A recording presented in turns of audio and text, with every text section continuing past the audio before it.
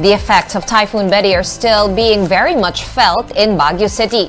We have Elaine Fulgencio joining us live from the city of Pines to give us the details. Elaine, we can hear the rains and we can see almost nothing behind you. How is the weather there in Baguio?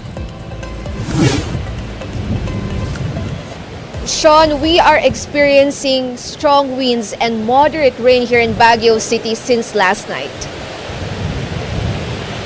The city has been covered with thick fog due to the continuous downpour that causes almost zero visibility today.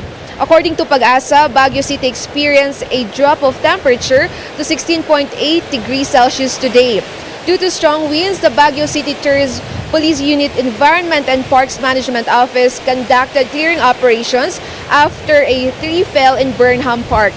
The Office of Civil Defense Cordillera is still on red alert and will be in operation round the clock. Authorities warned residents of flooding and rain-induced landslides, especially in areas highly susceptible to these hazards, as well as in localities that had considerable amounts of rainfall over the past days.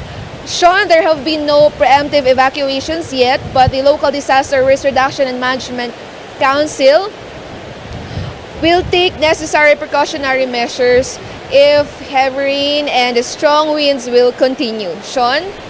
All right, Elaine, thank you for that update. Do stay safe, stay dry, and stay warm over there in Baguio City. Elaine Fulgencio reporting to us live.